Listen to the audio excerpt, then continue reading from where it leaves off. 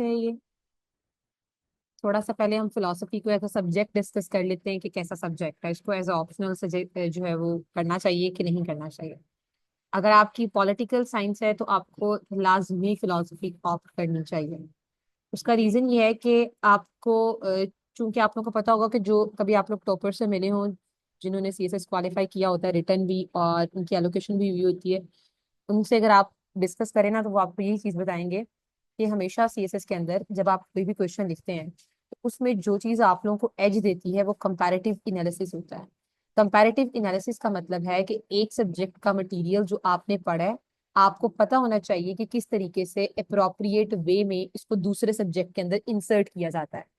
Like अगर आपसे किसी ने आपसे जो है वो पाकिस्तान अफेयर्स या करंट अफेयर्स या ऐसे के अंदर आपको एजुकेशन का टॉपिक आ गया और आप उसके अंदर थोड़ा थोड़ा सा फिलोसफिकल टच ऐड करना चाहते हैं, तो आप प्लेटो की थ्योरी ऑफ एजुकेशन को लिख सकते हैं, सोक्रेटिस की एजुकेशन की जो इम्पोर्टेंस है उसके बारे में लिख सकते हैं, एरिस्टोटल ने जो कहा उसको लिख सकते हैं। अब एग्जामिनर को तो ये चीज नहीं पता कि आपने एक सब्जेक्ट इस तरह का ऑप्ट किया हुआ है जहां पर आपने वो चीज पढ़ी है। उसको तो यही लग रहा होगा कि शायद बच्चे ने बहुत ज्यादा अच्छा पढ़ा हुआ है। इसी को कंपैरेटिव एनालिसिस कहते हैं, जो आपका स्कोर इंक्रीज करता है। इसी तरीके से पॉलिटिकल साइंस के साथ जब हम फिलोसफी ऑप्ट करते हैं तो फिलोसफी के जो आइडियाज होते हैं बहुत सारे, जब हम क्वेश्चन लिख रहे होते हैं, आधा तो हम पॉलिटिकल साइंस के अंदर पढ़कर आए होते हैं, तकरीबन सारे मुस्लिम फिलोसफर्स वहां पे कवर किए जाते हैं जो हम यहाँ पढ़ते हैं। फिर बहुत सारे लाइक प्लेटो, एरिस्टोटल, एने डिकार्ट्स, ये सारे जो है सोक्रेटिस, हम इनको ऑलरेडी, होब्स आ गया, मार्क्स आ गया, हीगल आ गया, ये सारे हमने पॉलिटिकल साइंस पेपर 1 के फिलोसफी जो वेस्टर्न फिलोसफर्स हैं उनमें हम इसको कवर करते हैं। उन्हीं के टॉपिक्स यहाँ पर डिस्कस हो रहे होते हैं। जब आप उसका क्वेश्चन अटेम्प्ट करें तो थोड़ा सा फिलोसफिकल टच पॉलिटिकल साइंस में ऐड कर दें अपने क्वेश्चन के अंदर। इसी तरीके से जब आप फिलोसफी का क्वेश्चन अटेम्प्ट करें तो थोड़ा सा जो पॉलिटिकल टच है, पॉलिटिकल साइंस का टच है, वो फिलोसफी में ऐड कर दें। तो ये जो कंपैरेटिव एनालिसिस होती है ये आपको बहुत हेल्प करती है। उसके अलावा ये जो पॉलिटिकल साइंस और फिलोसफी का जो ये पेयर होता है, ये आपको ऐसे में बहुत हेल्प करेगा। हम कहते हैं ना कि एब्स्ट्रैक्ट एसेज लिखने चाहिए, लिटरेरीज ऐसे अटेम्प्ट करने चाहिए, तो आप ऐसे के अंदर लिटरेरी टच को ऐड करने के लिए, फिलोसफिकल टच को ऐड करने के लिए, अब जाहिर सी बात है हमारे पास इतना टाइम नहीं होता कि हम स्पेसिफिक फिलोसफर्स को अगर 12 सब्जेक्ट्स रख लिए हैं तो उसके अलावा रीड करें या फिलोसफीज उनकी पढ़ें। तो हमने क्या करना होता है, हमने यही करना होता है कि अगर हम इस सब्जेक्ट को चूज कर लें तो हम अपनी वही कंपैरेटिव एनालिसिस की एबिलिटी को यूज करते हुए इसका जो मटेरियल है उसको वहां पे इनकॉर्पोरेट कर सकते हैं। तो ये उसमें आपको बहुत एज मिलेगा इस चीज का। यूजुअली बच्चे क्रिमिनोलॉजी ऑप्ट करते हैं। मैंने डीएमसीज काफी अरसे से मैं इसको एनालाइज किया है। डीएमसीज को आपने भी देखा होगा बहुत सारे बच्चों ने कि क्रिमिनोलॉजी एक इंतहाई ड्राई सब्जेक्ट है। उसमें बच्चे इतना अच्छा स्कोर नहीं कर पाते। बहुत ज्यादा बिगर स्कोर आता है लाइक 45, 50, 55, 60, 65 बस। बहुत रेयरली होता है कि 70 बच्चे स्कोर कर रहे हो। अगर हम बात करें फिलोसफी की तो फिलोसफी लाइक पंजाबी, आप जो है वो 85 तक भी स्कोर कर जाते हैं इसके अंदर, अगर आपने थोड़ा सा अच्छा पढ़ा हो। और बहुत अच्छा ना भी पढ़ा हो तो भी आप 60 से नीचे तो लैंड नहीं करते। बहुत अगर गंदा लिखा हुआ है तो फिर फेल भी हो सकते हैं। लेकिन ये है कि ये आपको स्कोरिंग सब्जेक्ट है, आपको स्कोर इसमें मिलता है, इसका सिलेबस छोटा होता है बाकी सबके जो है निस्बत। और दूसरी बात ये ओवरलैप करता है बहुत ज्यादा पॉलिटिकल साइंस से। तो मैंने अपनी फर्स्ट अटेम्प्ट के अंदर जो है वो क्रिमिनोलॉजी ऑप्ट की थी। शायद वो मेरा बहुत गलत डिसीजन था। उसकी जगह पर अगर मैंने फिलोसफी की होती तो मे बी एलोकेशन हो जाती।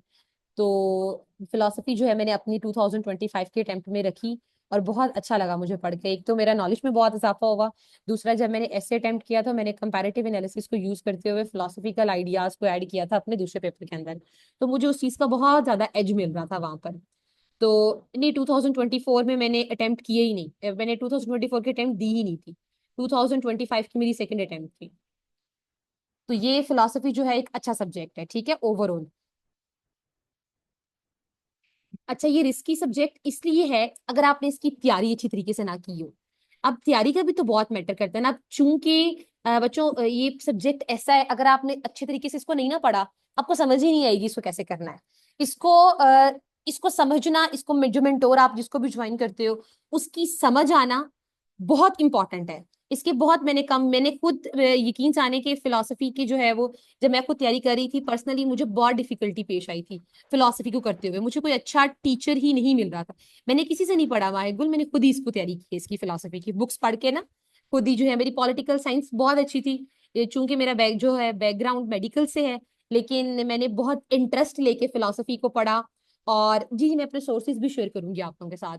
और मैंने जो है फिलोसफी के साथ पॉलिटिकल साइंस को बड़ा इन डेप्थ पढ़ा। तो उसका रीजन ये था कि नहीं अतिया, इसका जब मैं आप लोगों को तैयारी करवाऊंगी ना इसकी, तो आप देखिएगा कि किस तरीके से इसके आंसर की लेंथ भी बड़ी अच्छी लगेगी, मिलेगी ना। इसके लिए मैं आपको ये सजेशन दूंगी कि जब आप लोग फिलोसफी कर रहे हो ना, तो इसके पैरेलल पॉलिटिकल साइंस पेपर 1 लाजमी कर रहे हो। फिर जरा कंपैरेटिव एनालिसिस अच्छा हो जाता है फिलोसफी के साथ पोल साइंस का। और अप्रोक्सीमेटली 1 मंथ, अब चूंकि मैं आप लोगों के साथ थोड़ा सा अपना सेशन डिस्कस करती हूँ जो मेरा ये फिलोसफी का होने जा रहा है। वीक में 3 क्लासेस होंगी, सिर्फ मंडे ट्यूसडे वेनेसडे। और वीक में 3 क्लासेस का सिर्फ रीजन ये है कि फिलोसफी, आप लोग ये बात अपने पल्ले से बांध लें कि अगर आप लोगों ने फिलोसफी ऑप्ट की है, जिस तरह इन्वायरमेंटल साइंस की मैं बात करती हूँ, इन्वायरमेंटल साइंस हो गई, जेंडर हो गई, क्रिमिनोलॉजी हो गई, आप लोग उसको पढ़ते भी होंगे। पढ़ने के दौरान आपको लगता हो अगर आप लोग को क्वेश्चन अटेम्प्ट करना आता है ना, तो आप लोग बहुत सारे यूजली बच्चे क्या करते हैं, क्वेश्चन अटेम्प्ट नहीं करते उसका। ठीक है, इस मॉड्यूल में से एक क्वेश्चन अटेम्प्ट कर लिया, उसमें से एक कर लिया, एक कर लिया, शाज़ो नादिर कोई 10-12 क्वेश्चन अटेम्प्ट कर लेते हैं। लेकिन फिलोसफी स्कोरिंग तब है जब आपको हर एक टॉपिक के ऊपर क्वेश्चन अटेम्प्ट करना आता हो, और आपने हर एक टॉपिक के ऊपर क्वेश्चन अटेम्प्ट करना है। मैंने इसीलिए वीक में 3 डेज रखी है क्लास, और जो लास्ट के 3 दिन है वही जो मैंने 3 दिन पढ़ाया होगा, रोज का मैं एक टॉपिक कवर करवाऊंगी, और उसी एक टॉपिक के ऊपर 2 क्वेश्चन आप लोग अटेम्प्ट करेंगे। मतलब एक आप लोग फुल 20 मार्क्स का क्वेश्चन अटेम्प्ट करेंगे, और एक क्वेश्चन की सिर्फ आप लोग आउटलाइन लिखेंगे। मैंने फिलोसफी तैयार ही इसी तरीके से करवानी है। मैं बेसिकली फुल मेंटोरशिप प्रोवाइड करती हूँ, ये मेरे मेंटोरशिप के बच्चों का ये सब्जेक्ट था फिलोसफी। मैंने कोई ऐसे स्पेशल इसका सेशन नहीं, मैंने आज मॉर्निंग में ही जो है इसका स्केड्यूल बनाया है, और इवनिंग में मैंने ऐसे फ्री डेमो क्लास रख दी है इसकी। सिर्फ ये मेरे माइंड में ख्याल आया कि जब मैंने फिलोसफी की तैयारी की थी तो मुझे कोई इतना अच्छा टीचर नहीं मिल रहा था, चलो मैं बच्चों की हेल्प हो जाएगी इस चीज के लिए ना। तो ये उनके लिए सब्जेक्ट था, उनको तैयारी करवाने का, जहाँ उनको पढ़ा रही हूँ वहाँ किसी और को भी पढ़ा दूंगी, तो कोई मसले वाली बात नहीं है। तो फिलोसफी को पढ़ने का तरीकाकार मेरा यही होगा, पढ़ाने का यही तरीका होगा कि वीक में 3 दिन क्लासेस होंगी, मंडे ट्यूसडे वेनेसडे, और थर्सडे फ्राइडे सैटरडे आप लोगों का जो है वो उसी जो 3 टॉपिक्स को मैंने पढ़ाया होगा, रोज एक एक टॉपिक का टेस्ट होगा। लाइक मैंने एक टॉपिक के ऊपर 2 क्वेश्चंस आप लोगों से अटेम्प्ट करवाने। इस तरीके से वीक में कितने क्वेश्चंस आप लोग अटेम्प्ट करेंगे, 6 क्वेश्चंस अटेम्प्ट करेंगे। और संडे वाले दिन आप लोगों का एक मिनी मॉक होगा, जिसमें एमसीक्यूज भी इंक्लूड होंगे। ठीक है, तो एमसीक्यूज भी उसमें इंक्लूड होंगे, और साथ ये जो है वो आप लोगों की तैयारी। अतिया जो है मैं इस पे इंस्टाग्राम के थ्रू ऑनलाइन ही पढ़ाती हूँ। मेरी फिजिकली जो एकेडमी है वो उसमें सिर्फ ओ लेवल्स के बच्चों को पढ़ाती हूँ और एफएससी के बच्चों को पढ़ाती हूँ। लेकिन जो सीएसएस के बच्चे हैं उनको ऑनलाइन ही टीच करती हूँ। तकरीबन 1.5 ईयर हो गया मुझे पढ़ाते हुए। वैसे मुझे पढ़ाते हुए तकरीबन 10 साल हो गए हैं। तो ये सीन है फिलोसफी के पढ़ाने का। ठीक है, 3 दिन क्लास होगी और 3 दिन आप लोगों का जो है वो प्रैक्टिस होगी। और संडे वाले दिन आप लोगों का फुल लाइक मॉक टेस्ट हुआ करेगा पूरे वीक में जो हमने पढ़ा है। उसमें एमसीक्यूज भी इंक्लूड होंगे उससे रेलिवेंट, तीनों टॉपिक से रेलिवेंट, और बाकी सारी चीजें भी इंक्लूड होंगी। पास पेपर्स भी तकरीबन मैं आप लोगों को 2000 मेरा टारगेट, क्योंकि 2016 से पहले इसका सिलेबस थोड़ा डिफरेंट था। फिलोसफी 200 मार्क्स की होती थी, 2016 के बाद फिलोसफी 100 मार्क्स की हुई है। तो 2016 से लेकर 2025 तक के सारे पास पेपर्स भी मैं सॉल्व करवाऊंगी आप लोगों को। ठीक है, और ये सेशन कब खत्म होगा, ये आप लोगों का आज से ही पहली क्लास है। आज है आप लोगों का 19th मैं विश कब तक का लिखा हुआ है इसे, कब खत्म होनी फिलोसफी हमारी स्केड्यूल में? जून कौन सी थी, 31 जून तक अप्रोक्स। 13 जून में। हाँ 13 जून तक, अप्रोक्सीमेटली 13-15 जून तक ये सब्जेक्ट खत्म हो जाएगा हमारा। इसी तरीके से वीक में 3 क्लासेस जो है स्लो स्लो लेके चलूंगी इसको मैं। थोड़ा सा सिलेबस को डिस्कस कर लेते हैं। सिलेबस इसका इस तरीके से है कि आप ये कह लें कि टोटल इसके 7 बुलेट्स हैं, 7 you can say 7 total modules हैं। आप लोग इसमें से कोई से 2 मॉड्यूल्स भी स्किप कर सकते हो। उसका रीजन ये है कि आपको टोटल 8 क्वेश्चंस आते हैं, जिसमें से आपने 4 करने होते हैं। तो आप कोई 2 मॉड्यूल छोड़ सकते हैं, फिर भी आप लोग सेफ जोन में होंगे। कोई से भी अगर आप लोगों को 2 छोड़, लेकिन मैं यूजुअली सिर्फ एक मॉड्यूल स्किप करवाऊंगी आप लोगों को, वो भी अगर आप लोगों की मर्जी हुई तो, वरना मैं सारे मॉड्यूल्स ही कवर करवाऊंगी। तो उसमें से आप लोग कोई 2 मॉड्यूल्स छोड़ भी सकते हैं, 5 मॉड्यूल्स को करना कोई मुश्किल बात नहीं है, बहुत ईजी है। फर्स्ट मॉड्यूल जो है वो इंट्रोडक्शन पे बेस करता है। तो आपने इसको यहाँ से तो स्टार्ट लेना ही नहीं ना, इंट्रोडक्शन से स्टार्ट नहीं लेना। जब भी तैयारी करनी शुरू करनी फिलोसफी की, फिलोसफिकल मेथड से स्टार्ट लेना है। फिलोसफिकल मेथड के बाद एपिस्टेमियोलॉजी, ऑन्टोलॉजी, फिर आपने करने हैं मुस्लिम फिलोसफर्स, फिर कॉन्टेम्परेरी फिलोसफर, और लास्ट पे आपने करना है एथिक्स का पोर्शन। और उसके बाद लास्ट पे आपने करना है इंट्रोडक्शन। उसका रीजन ये है कि ये जो फिलोसफिकल मेथड, एपिस्टेमियोलॉजी, ऑन्टोलॉजी, ये समझ लें कि तीन ब्रांचेस हैं फिलोसफी की। जब आप इन तीनों को कवर करती है ना, इन तीनों का क्रक्स ही आपने इसके अंदर लिखना होता है। जो आपसे पूछते हैं कि स्कोप क्या है फिलोसफी की, नेचर क्या है फिलोसफी की, क्या पढ़ते हैं फिलोसफी में। अभी मैं आप लोगों को फिलोसफी का टॉपिक करवाने लगूँ ना, इसकी नेचर क्या है, आप लोगों को एक लफ्ज भी समझ नहीं आएगा कि मैडम क्या बोल रही है, क्या होता है ये सोक्रेटिक मेथड, डिडक्टिव मेथड, सारा क्या बोली जा रही है। तो जब तक आप लोग ये सारा खुद से पहले कवर नहीं कर लोगे कि फिलोसफिकल मेथड्स क्या हैं, उनके फिलोसफर्स का नाम क्या है, एपिस्टेमियोलॉजी किसे कहती हैं, उनके फिलोसफर्स का नाम क्या है, ऑन्टोलॉजी किसे कहती है, उनके फिलोसफर्स का नाम क्या है, फिर इनको मिलाकर आप ये क्वेश्चन बहुत अच्छा अटेम्प्ट करेंगे तो एक मॉड्यूल तो आपका वैसे ही तैयार हो गया, इंट्रोडक्शन वाला, जो कि लास्ट पे होगा। पीछे कितने रह गए, उसमें से मैंने आपको कहा है कि एक आप वैसे स्किप कर सकते हैं। तो कोई आपने कम से कम 4 मॉड्यूल्स, 4 से 5 मॉड्यूल्स तैयार करने हैं। मुस्लिम फिलोसफर्स, कॉन्टेम्परेरी, और तीन ही ऊपर वाले, फिलोसफिकल, एपिस्टेमियोलॉजी, ऑन्टोलॉजी, बेशक एथिक्स भी छोड़ दें तो भी आप सेफ जोन में। इसीलिए फिलोसफी का सब्जेक्ट कोई बहुत बड़ा नहीं है, छोटा सा है। थोड़े से फिलोसफर्स हैं, थोड़े से आइडियाज हैं, इंसान पजल भी नहीं होता।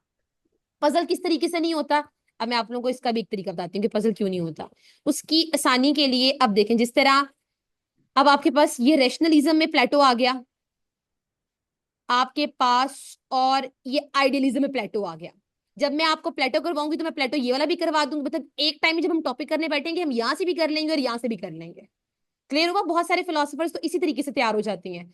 अब जो हमारे पास है लाइक, और कौन सा टॉपिक इंटरमिंगल हो रहा है यहाँ पर, ये ये ब्रिकली, जॉर्ज ब्रिकली यहाँ पे भी आ गया, ऑन्टोलॉजी में भी, और ये एपिस्टेमियोलॉजी में भी आ गया।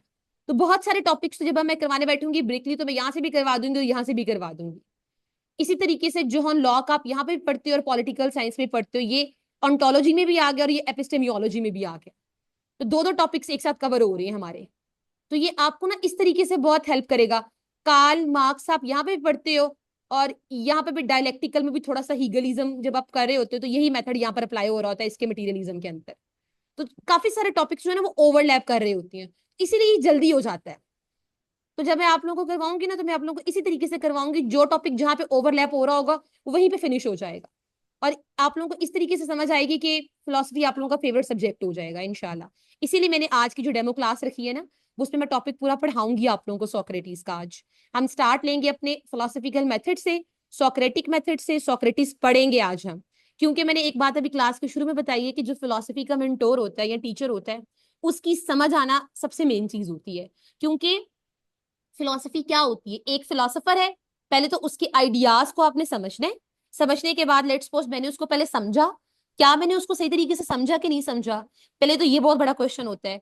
फिर क्या मुझे उसकी बात तीसरे बंदे को बतानी आ रही कि नहीं आ रही। समटाइम्स ऐसा होता है कि आप फिलोसफी में खुद बहुत अच्छे होते हो, आपको बहुत अच्छे तरीके से आइडियाज आ रहे होते हैं, लेकिन you are unable to convey them.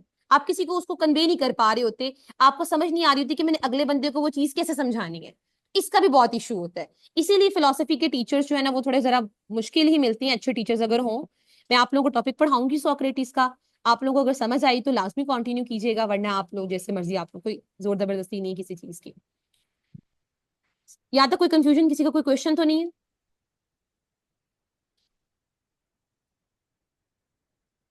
Start करें अपनी क्लास।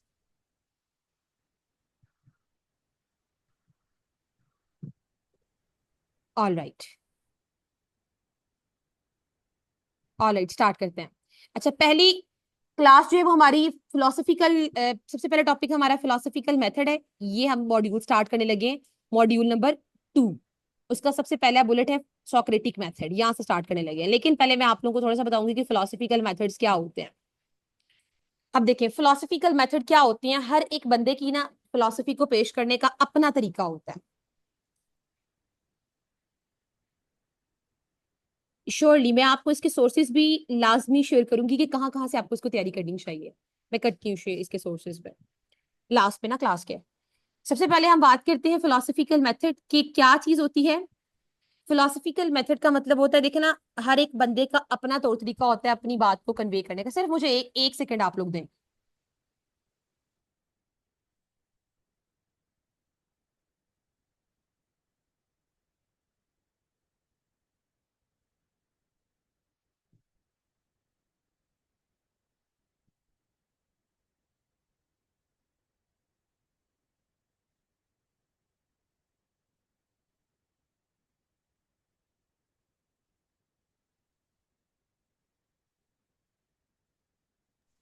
अच्छा, अब हर बंदे का जो है ना वो अपना तरीका होता है बात को कन्वे करने का। तो इसी तरीके से जो फिलोसोफर्स थे उनका भी एक अपना तरीका था, अपना तरीका था किसी भी बात को कन्वे करने का, नॉलेज के बारे में, रियलिटी के बारे में, एजुकेशन के बारे में। डिफरेंट तरीके से वो लोग अपनी बात कन्वे करते थे, डिफरेंट तरीके से वो डिफरेंट पैरामीटर्स को यूज करते हुए अपनी बात को जो है वो कन्वे करते थे। उस कन्वेइंग मेथड को आप कह सकते हैं कि it's a philosophical method. So we can say that it's a systematic approach जिसके अंदर philosophy, जिसके अंदर वो क्या करता है, जिसके अंदर वो फंडामेंटल जो क्वेश्चंस होते हैं फिलोसफी के उनको डील करता है।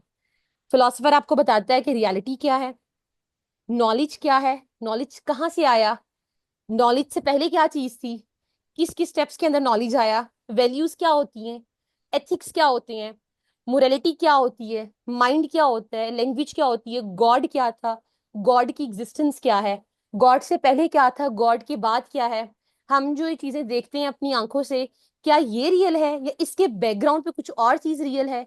इसके इन तमाम क्वेश्चंस को जो जिस तरीके से आंसर करता है एक फिलोसोफर, उसको हम फिलोसफिकल मेथड कहते हैं। इसके अंदर फिजिकल एक्सपेरिमेंट्स इन्वॉल्व नहीं होते। जिस तरह आप साइंटिफिक मेथड को इस्तेमाल करते हुए आप उसमें एक्सपेरिमेंटेशन करते हैं, डिडक्शन करते हैं, हाइपोथेसिस लगाते हैं, आप प्रॉब्लम को रिकॉग्नाइज करते हैं। जिस तरह आप साइंस के अंदर लैब के अंदर प्रॉपर साइंटिफिक अप्रोच को इस्तेमाल करते हैं फिजिकली, यहाँ पर वो फिजिकली मेथड तो इस्तेमाल नहीं होता। लेकिन जो फिलोसफर्स हैं, जब आप उनकी फिलोसफीज पढ़ोगे ना, वो आपकी रीजनिंग को, आपकी एनालिसिस को, आपकी आर्ग्यूमेंटेशन को इस तरीके से मोल्ड कर देते हैं कि आपका माइंड एक क्रिटिकल माइंड हो जाता है और आपका माइंड उन चीजों के बारे में सोचने पर मजबूर हो जाता है और अल्टीमेटली वो मजबूरी के तहत एक सच को जान जाता है कि सच क्या चीज होती है। सो फिलोसफर्स का ट्रुथ को, क्लैरिटी को, अंडरस्टैंडिंग को समझने का जो तरीका है उसको हम फिलोसफिकल मेथड कहते हैं। हमारे सिलेबस में वैसे तो बहुत ज्यादा फिलोसोफर्स हैं, हर एक का अपना मेथड है, लेकिन हमारे सिलेबस में सोक्रेटिक मेथड एक्सप्लेन जो कि है हमने करना है। इंडक्टिव मेथड, दो फिलोसफर्स के नेम मेंशन है, ये भी शुक्र है कि उन्होंने क्लियरली बता दिया, वरना हम किस किस को करते हैं और किस किस को छोड़ते हैं। डिडक्टिव मेथड में भी दो हैं, एरिस्टोटल और रेने डिकार्ट्स। डायलेक्टिकल मेथड में सिर्फ एक है, हीगल। और फेलिब्लिस्टिक मेथड में एक है, कार्ल पॉपर। तो हमने एक दो तीन चार पांच, सिर्फ पांच फिलोसफिकल मेथड्स करने हैं और उनमें से हमने कम से कम कोई 6-7 हमने फिलोसफर्स करने हैं। अब फिलोसफिकल मेथड के अगर की फीचर्स आप लोगों से पूछे जाएं, अब एक बात यहाँ पर, और जब भी आपको आपको लगे कि आपका जो क्वेश्चन है पेपर में, वैसे तो क्वेश्चन सोक्रेटिस, क्योंकि आज हमने सोक्रेटिस करना है, तो पेपर में ना क्वेश्चन इसका बड़ा डायरेक्ट आता है कि right a note on Socratic method. अब सोक्रेटिक मेथड वो आपसे पूछ रहे हैं। अभी आप में से किसी ने क्वेश्चन किया था कि हमारे क्वेश्चन की लेंथ लंबी नहीं होती फिलोसफी के जब क्वेश्चन अटेम्प्ट करते हैं। तो फिलोसफी का जब आपसे क्वेश्चन आता है कि सोक्रेटिक मेथड को एक्सप्लेन करें, तो आपने डायरेक्ट सोक्रेटिक पे जंप नहीं करना। जिस तरह अगर मैं चाहती तो मैं क्लास डायरेक्ट आपकी सोक्रेटिस से स्टार्ट कराती, लेकिन मैं पहले आप लोगों को क्या एक्सप्लेन कर रही हूँ कि फिलोसफिकल मेथड की सब ब्रांच है वो। सो पहले आपको ये पता होना चाहिए कि फिलोसफिकल मेथड्स क्या हैं, उनका तरीकाकार क्या था, उनके फीचर्स क्या थे। बेशक आप ये फ्लो चार्ट में ऐड कर दें इस तरीके से लिखकर, ताकि एग्जामिनर को पता हो कि बच्चा अच्छा पढ़कर आया है, उसने इतना इसको सुपरफिशियली नहीं पढ़ा होगा, और आपकी इस तरीके से क्वेश्चन की थोड़ी सी लेंथ भी इंक्रीज हो जाएगी। तो फिलोसफिकल मेथड की फीचर्स ये हैं कि वो फोकस करती है लॉजिकल रीजनिंग के ऊपर, वो इमोशंस को कंसीडर नहीं करती, वो किसी भी चीज के ऊपर ब्लाइंड फेथ नहीं करती। तो rational inquiry is the most important feature of philosophical method. वो फोकस करती है क्रिटिकल थिंकिंग के ऊपर, examining assumptions, concepts, arguments, conceptual analysis करती है आपकी, आपके अंदर एक चीज क्रिएट करती है जिसको डाउट कहते हैं। और वो डाउट गलत की तरफ नहीं आपको लेके जा रहा होता, वो सिस्टमेटिक डाउट होता है जिसके ऊपर आप क्वेश्चन करके आप क्लैरिटी की तरफ आते हैं। वो नॉन एम्पेरिकल होती है, आप फिजिकली उसके ऊपर एक्सपेरिमेंट्स परफॉर्म नहीं कर सकते। तो जो फिलोसफिकल मेथड होता है, it focus on rationalism, rational inquiry. आप इमोशनल की इमोशंस की बेस के ऊपर फैसला नहीं कर रहे होते हैं, आपके माइंड की क्रिटिकल थिंकिंग को शार्प करती है, आपकी कॉन्सेप्चुअल एनालिसिस करती है, आपके आइडियाज को क्लेरिफाई करती है, आपको डिफाइन करती है कि रियलिटी है क्या। सिस्टमेटिक डाउट्स आपके अंदर डेवलप करती है। सिस्टमेटिक डाउट्स कोई बुरे डाउट्स नहीं होते, जिस तरह रेने डिकार्ट इसका है, फिलोसफर का ही नाम है, जिसने डाउट के जरिए से बताया उसको अपनी पर्सनैलिटी पे डाउट, मैं कौन हूं, मतलब मैं कौन हूं, उसको ये भी डाउट था मेरी एग्जिस्टेंस क्यों है, खुदा, हु इज गॉड, उसकी एग्जिस्टेंस क्यों है, गॉड से पहले क्या था, गॉड के बाद क्या था। ऐसे डाउट्स जो आपको क्लैरिटी की तरफ लेके जाएं, उनको सिस्टमेटिक डाउट्स कहते हैं। और ये नॉन एम्पेरिकल होती है, ये एक्सपेरिमेंट्स के जरिए से आप इसको नहीं रिलाई कर सकते, आपने एक्सपेरिमेंट के जरिए से आपने जो है वो चीजें करनी होती हैं, और थॉट प्रोसेस में से गुजर के, रादर देन जो आप फिजिकल एक्सपेरिमेंट्स परफॉर्म करते हैं।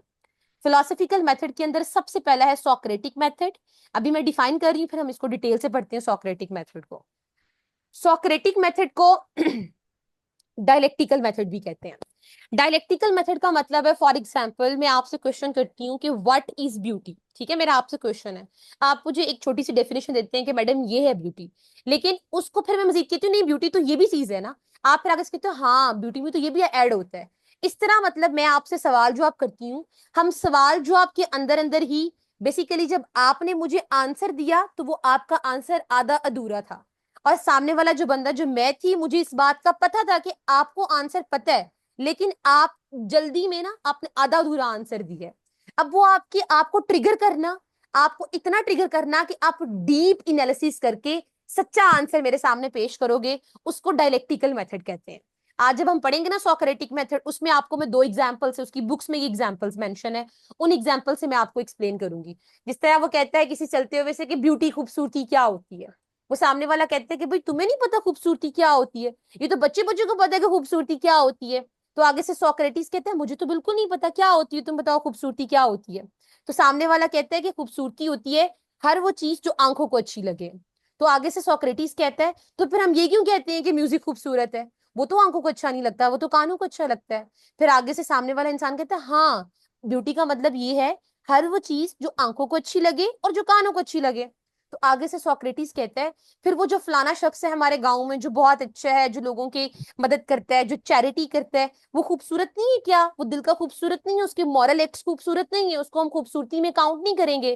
तो आगे से सामने वाला शख्स कहता है यस, आप बिल्कुल सही कह रहे हैं, हर वो चीज जो आंखों को अच्छी लगे, जो कानों को अच्छी लगे, और जो किरदार वाइज बहुत अच्छी हो, जिसकी एथिक्स बहुत खूबसूरत हो, उन्हें हम कहते हैं ब्यूटी। तो ब्यूटी में अब वो आंखों को अच्छी लगने वाली चीज भी इंक्लूड होगी, कानों को अच्छी लगने वाली चीज भी इंक्लूड होगी, और जो चीज मॉरली परफेक्ट होगी, जो एथिक्स में बहुत अच्छा होगा, वो भी खूबसूरत है। तो अब हालांकि उस बंदे ने खुद आंसर दिया लास्ट पे, उस बंदे ने डेफिनेशन खुद डिफाइन की ब्यूटी की, लेकिन ट्रिगर किसने किया, सोक्रेटिस ने किया। तो इस तरह की जो डायलॉग फॉर्म में मेथड होता है ना, डायलॉग फॉर्म में जिस तरह आप अगले बंदे को टीच कर रहे होते हैं, इसे डायलेक्टिकल मेथड कहते हैं, इसको सोक्रेटिक मेथड कहते हैं, जिसमें आप सामने वाले से क्वेश्चन करते हैं, वो आपको आंसर देता है, फिर आप उसको क्वेश्चन करते हैं, फिर वो आपको आंसर देता है, और बेसिकली आप क्या कर रहे होते हैं, आप उसकी क्रिटिकल थिंकिंग को स्टिमुलेट कर रहे होते हैं, ताकि एक एग्जैक्ट प्योर आइडिया आप उससे ड्रॉ कर सकें। तो इसीलिए ये मेथड स्टार्ट किया था सोक्रेटिस ने, इसीलिए इसको सोक्रेटिक मेथड कहते हैं, इसको डायलेक्टिकल मेथड कहते हैं। इसमें डायलॉग्स होते हैं प्रॉपर, और इसका एम ये होता है कि एक्सपोज करना कॉन्ट्रडिक्शंस को, और जो ऑलरेडी उसकी बिलीफ्स हैं उसको रिफाइन करना। जैसे सोक्रेटिस ने पूछा what is justice, student reply obeying the law. Socrates ask but what if the laws is unjust, अब जस्ट क्या है, ओबेइंग द लॉ, और लॉ अगर अनजस्ट हो तो फिर जस्टिस कहाँ गया। तो उसको फोकस कर दिया ना उस चीज के ऊपर कि थिंकिंग डीप करो। तो ये चीज क्लियर हुई है आप लोगों को कि सोक्रेटिक मेथड क्या होता है, क्लियर हुआ स्टूडेंट्स?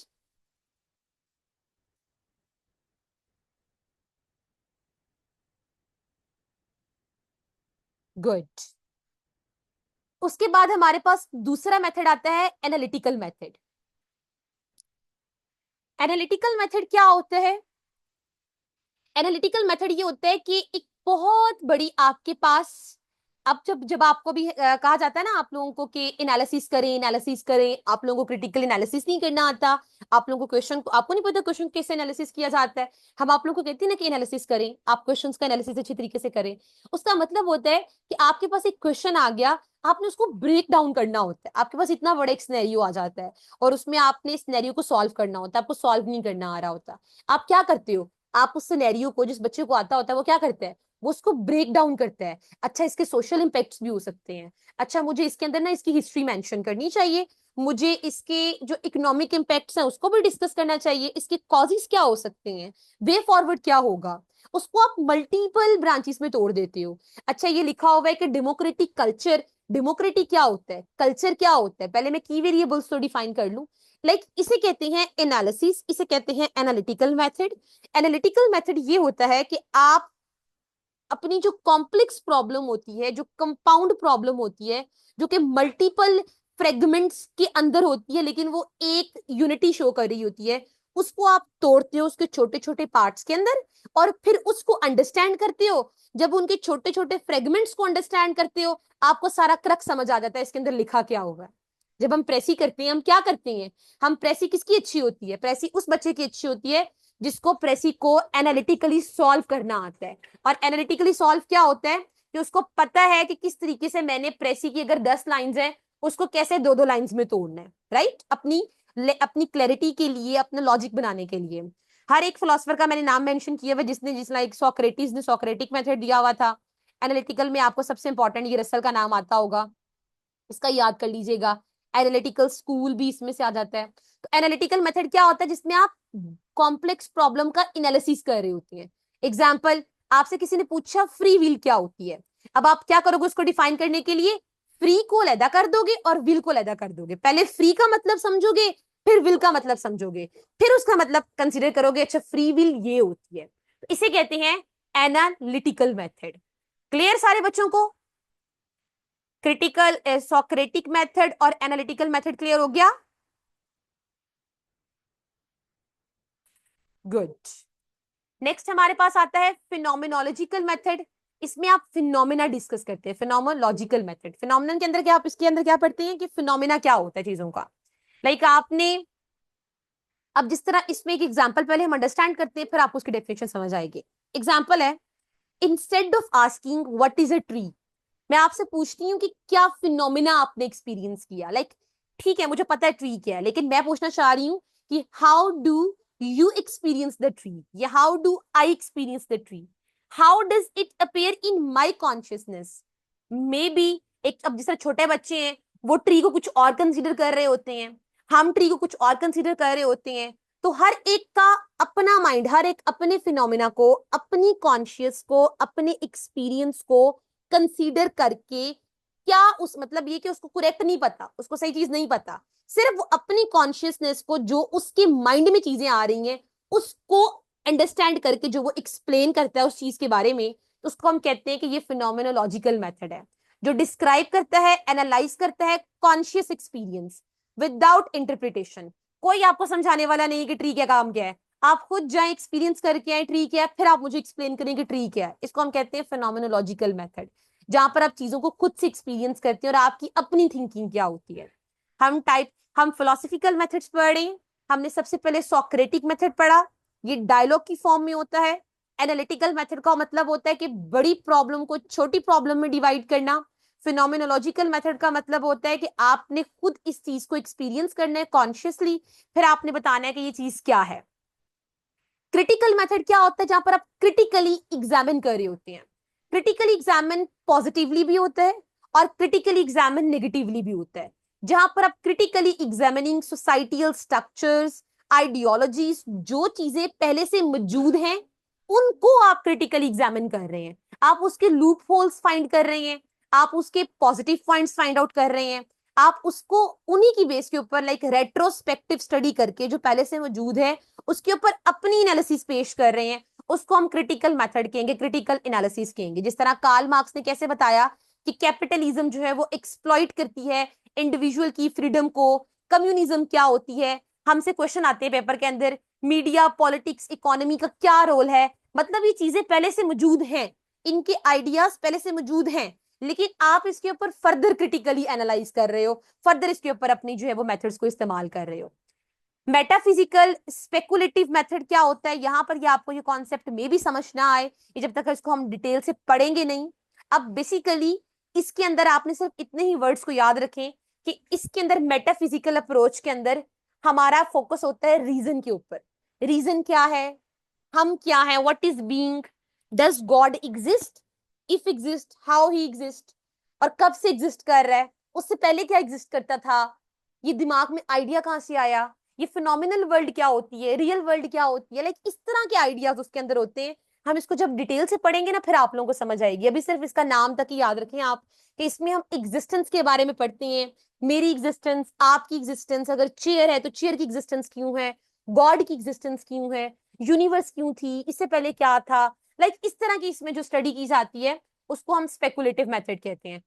स्टूडेंट्स कोई कंफ्यूजन अभी तक आप लोगों को क्लियर हो गया? सबको 5 मेथड्स मैंने करवा दिए हैं, कोई कंफ्यूजन तो नहीं है?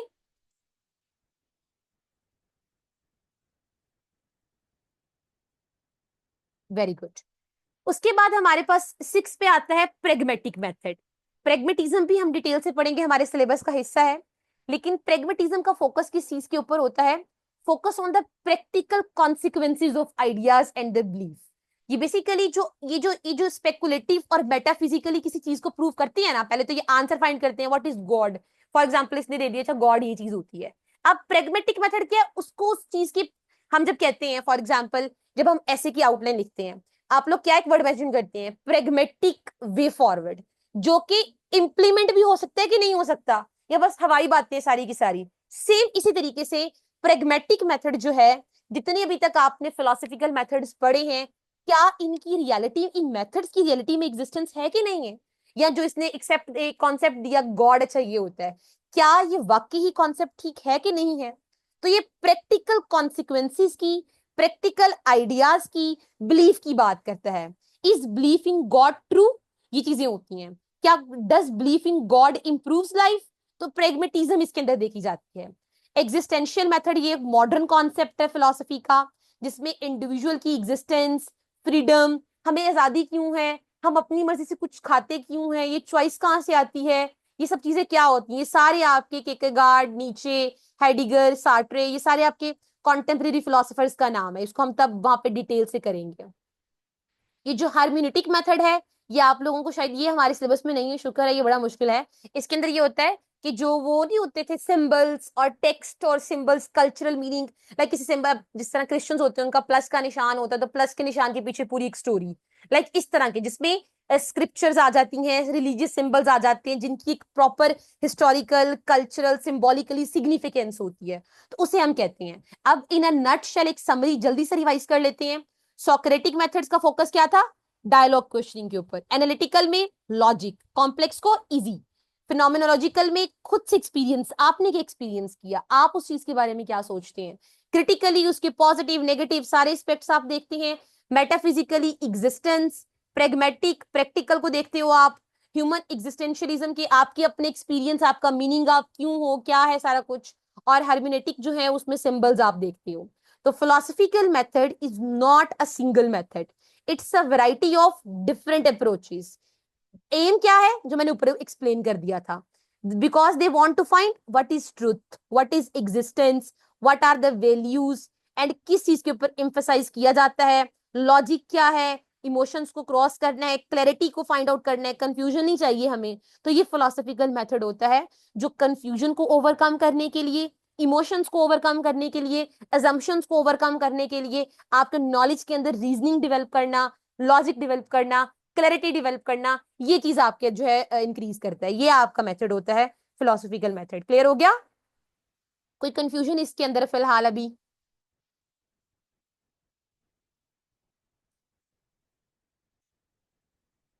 Good, very good.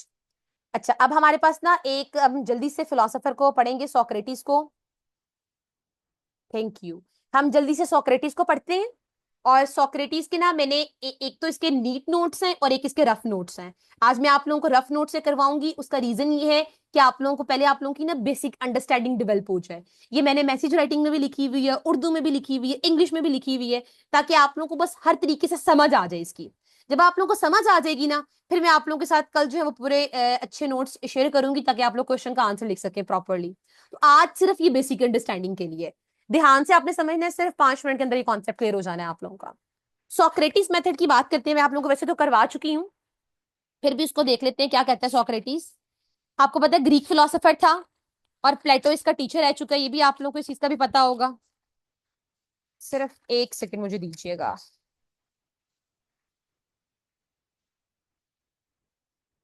अच्छा, सुकरात सोक्रेटिस को ही कहते हैं कि सुकरात जब लोगों से मिलता था तो उनसे क्वेश्चंस करता था। वो उनसे पूछता था कि जस्टिस क्या होता है, ब्यूटी क्या होती है। लोग आगे से बड़े कॉन्फिडेंस से जवाब देते थे कि ये होता है भाई, ब्यूटी तो ये होती है, जस्टिस ये होता है। फिर सोक्रेटिस उनके साथ एक डायलॉग फॉर्म में डिस्कशन करता। फिर उनको अंदाजा होता, सामने वाले बंदे को अंदाजा होता कि हाँ, मैं तो हर कॉन्सेप्ट में इतना वीक हूं, मुझे तो इस कॉन्सेप्ट की रियलिटी ही नहीं पता, लेकिन मुझे इस रियलिटी को पता था, बस मैंने अपने जहन पे ज्यादा फोकस नहीं किया। तो सोक्रेटिस मेथड ऐसा कि इस तरह की डायलॉग फॉर्म जिसके अंदर सुकरात सामने वाले बंदे को इस हद तक मजबूर कर देता कि वो अपनी क्रिटिकल थिंकिंग को सोच के एक बेस्ट जवाब तक पहुंच पाता। इस पूरे मेथड को सोक्रेटिक मेथड कहते हैं। अगर हम इसकी कॉन्टेम्परेरी रेलिवेंसी देखें तो आज भी चिकागो की यूनिवर्सिटीज के अंदर बच्चों को सोक्रेटिक मेथड सिखाया जाता है। उनके एजुकेशन सिस्टम में एक बहुत इंपॉर्टेंट पॉइंट है। पर्सनली मुझे ये मेथड बहुत अच्छा लगता है। मैं भी कोशिश करती हूँ कि जब एक बच्चे को एक क्वेश्चन इस तरह एक टॉपिक समझा दूं ना, तो बाद में उसको लेक्चर के दौरान ही उससे क्वेश्चनिंग करके उसको अंडरस्टैंड करवा देती हूँ ये चीज ऐसे ऐसे है। तो आपने अगले बंदे को उसको फोर्स करना होता है कि वो जवाब तक पहुंच जाए इस चीज के लिए। तो बहुत अच्छा मेथड है ये। इसकी रेलिवेंसी आज भी है चिकागो के यूनिवर्सिटीज के अंदर ना। कहते हैं कि सोक्रेटिस जो थे उन्होंने खुद बजाते खुद, जिस तरह हमारे पास प्लेटो की बुक्स हैं, इसकी एरिस्टोटल की बुक्स हैं, लेकिन सोक्रेटिस की हमारे पास एक भी पब्लिश फॉर्म में किताब नहीं है। उन्होंने कुछ लिखा ही नहीं। उनके तमाम आइडियाज हम तक जो पहुंचे हैं वो प्लेटो के डायलॉग्स के थ्रू पहुंचे हैं। प्लेटो की जो किताब है, उसकी जो जस्टिस की किताब है, उसके थ्रू पहुंचे हैं। अब हम ये पहला डायलॉग करने लगे हैं। ये एक डायलॉग इनकी किताब से ही लिया गया है। किसकी किताब से लिया गया? इसकी प्लेटो की किताब से लिया गया, जिसमें उसने एक एग्जाम्पल कोट की है सोक्रेटिस की और एट्रियस की। एट्रियस क्या था? एक इंसान था जो कि आर्ट गैलरी के सामने खड़ा था। He was watching two beautiful paintings and he was confuse कि कौन सी ज्यादा खूबसूरत है जो वो खरीदे। एट्रियस ने कहा, पास से सोक्रेटिस गुजरा। एट्रियस ने उसे कहा कि सोक्रेटिस मेरी बात सुनो, मुझे बताओ इन दोनों पेंटिंग्स में ज्यादा खूबसूरत कौन सी है। लोग आपको बहुत ज़हीन समझते हैं ना। सोक्रेटिस सेड, मैं तो नहीं जानता कि खूबसूरती क्या होती है। एट्रियस स्टार्टेड लाफिंग, ये तो बच्चे बच्चे को पता है कि ब्यूटी क्या होती है, और आपको क्यों नहीं पता। और आगे से सोक्रेटिस कहते हैं, हाँ, अगर तुम मेरी थोड़ी सी हेल्प कर दो कि ब्यूटी क्या होती है तो शायद मुझे पता चल जाए। अब यहाँ से डायलॉग स्टार्ट होता है उनकी बुक में। सोक्रेटिस का क्वेश्चन है, व्हाट इज ब्यूटी? एट्रियस कहता है, physically attractive and pleasing to eyes. हर वो चीज जो फिजिकली अट्रैक्टिव हो और जो आंखों को अच्छी लगे। Only which pleases eyes? Yes. Then why do people speak of music as a beautiful? लोग क्यों कहते हैं कि ब्यूटीफुल म्यूजिक है? Right, music too can be beautiful, आगे से एट्रियस कहता है। अच्छा, तो आगे से सोक्रेटिस कहता है, देन व्हाई डू पीपल से कि क्रोनस हैज अ मॉरल ब्यूटी? क्रोनस मतलब वहां पर रहने वाला एक आदमी था जो बड़े अच्छे काम करता था ना। तो why do people say that क्रोनस has moral beauty? तो आगे से फिर वो आदमी कहता है, yes yes, moral character also lies in the domain of beauty. Thus, beauty is not only limited to physical attractiveness, but also include other factors. Yes, you are right, Socrates. तो उसका कॉन्सेप्ट क्या था? Beauty का पूरा हिला के रख दिया, जो ये कहता है कि सिर्फ ब्यूटी एक फिजिकली अट्रैक्टिव चीज है, जो कि इस पे वादा हो गया कि ब्यूटी क्या चीज है। ब्यूटी ना सिर्फ लिमिटेड है फिजिकल अट्रैक्टिवनेस के ऊपर, बल्कि उसमें बाकी सारे फैक्टर्स भी इन्वॉल्व हैं। हेंस सोक्रेटिस ने उसका मेथड, उसका वे ऑफ जो थिंकिंग था ब्यूटी के बारे में, उसको चेंज करके रख दिया। एक एग्जांपल ये है इसकी। क्लियर हो गई? एग्जांपल मैंने पहले भी दी थी आप लोगों को ऊपर। सोक्रेटिस मेथड को हम इलेंकस मेथड भी कहते हैं, इलेक्टिक मेथड भी कहते हैं। मोस्ट इंपॉर्टेंट फीचर इसका होता है क्रॉस एग्जामिनेशन। इसकी अगर डेफिनेशन करें तो it's a form of cooperative dialogue between individuals, जो बेस करता है आस्किंग एंड आंसरिंग क्वेश्चंस, ताकि आपकी क्रिटिकल थिंकिंग को स्टिमुलेट किया जाए, ताकि आइडियाज को ड्रॉ किया जाए, जो आपके प्री सुपोजिशन आइडियाज हैं उनको बाहर निकाला जाए। अच्छा, सोक्रेटिस को ओरेकल ऑफ डेल्फी भी कहते थे। अच्छा, सोक्रेटिस को ना एथेंस का बड़ा वाइजेस्ट आदमी समझा जाता था। ऐसा क्यों कहा जाता था? ऐसा इसलिए कहा जाता था, सोक्रेटिस कहता था, जब उसे कुछ पूछते थे तुम्हें इस बात का पता है, आगे से कहता था नो मुझे नहीं पता। वो कहता था लोग जो है ना वो बहुत पागल होती हैं, लोगों से पूछो ना उनको ये चीज पता है, फौरन कहती है हाँ मुझे ये चीज पता है, जबकि उनको चीजों का नहीं पता होता। उनको नहीं पता क्योंकि वो अपनी क्रिटिकल थिंकिंग को यूज करके आंसर नहीं देते। अगर वो अपनी क्रिटिकल थिंकिंग को यूज करके आंसर देंगे तो डेफिनेटली वो लॉजिकल आंसर देंगे, लेकिन वो यूज ही नहीं करते इंसान। लोगों में इस चीज की आदत ही नहीं होती। तो इसीलिए सोक्रेटिस ने अपने मेथड के जरिए से बहुत सारे कॉन्सेप्ट्स दिए। ब्यूटी का कॉन्सेप्ट दिया, जस्टिस का कॉन्सेप्ट दिया, विर्चू किसे कहते हैं, करेज किसे कहते हैं। तो ये आपको एमसीक्यू में पूछा जा सकता है कि सोक्रेटिस ने कौन कौन से कॉन्सेप्ट्स दिए थे। एक वर्ड है यहाँ पर डेफिनेशन ईसेंस की, ये आपको ना ये फिलोसफी की टर्मिनोलॉजी है, पता होना चाहिए फिलोसफी में कहीं भी अगर ये वर्ड इस्तेमाल हो ईसेंस का तो आपको पता होना चाहिए इस चीज का। अच्छा ईसेंस क्या होता है? इसका मतलब होता है कि सामने वाला बंदा, जिस तरह अब आप लोग हैं, आप लोगों के इल्म में लाए बगैर आपके जो एरर्स होते हैं, जो कंफ्यूजन होती हैं, उनको करेक्ट करना, उनको, और आपको इस बात पे आमादा करना कि जो आप जिस चीज पे क्लेम कर रहे थे ना कि वो मुझे पता है, आपको इस बात पे आमादा करना कि आपको वो नहीं पता। इसे कहते हैं ईसेंस ऑफ द आइडियाज, कि exposing error and confusions in arguments of opponent to convince कि आप जिस बात पे क्लेम कर रहे थे आपको उस चीज के बारे में नहीं पता। एक एग्जांपल और कर लेते हैं, ये भी प्लेटो की बुक से ली गई थी ये वाली एग्जांपल भी।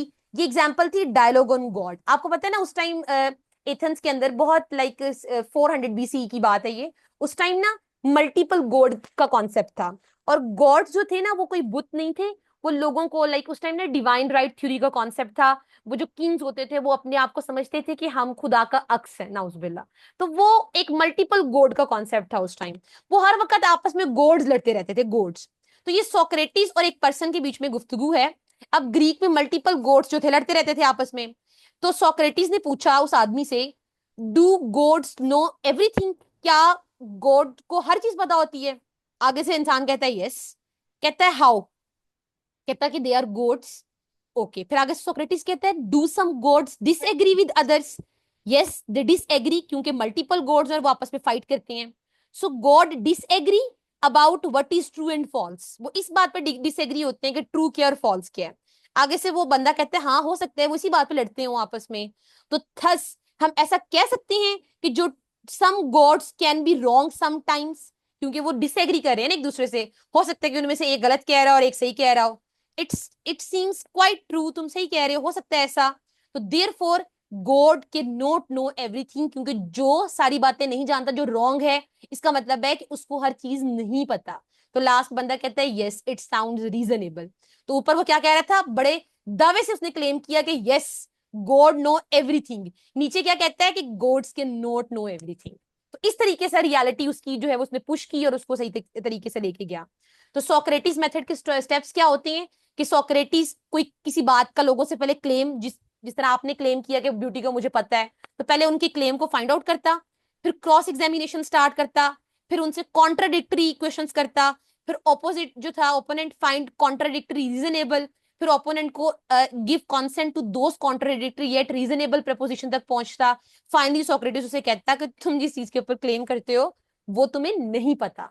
इसे कहते हैं कि तुम किसी चीज के ऊपर, इसे कहते हैं कि इसेंस ऑफ आइडियाज। तो this is called Socrates method. Clear हो गया?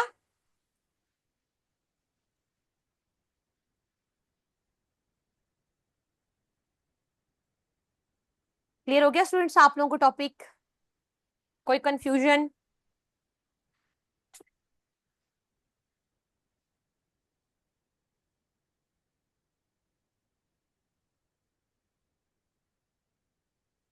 कोई कंफ्यूजन है किसी का तो पूछ ले, कोई क्वेश्चन किसी का?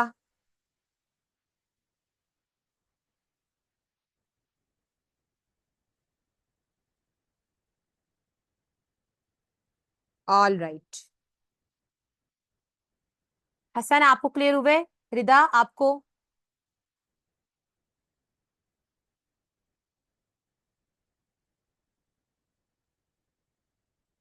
हसन आपको फिलोसफी मुश्किल लगती थी ना, अब क्लियर हो गया आपको? मैं बताती हूँ आपको सोर्स इसका भी ना, एक सेकंड सिर्फ।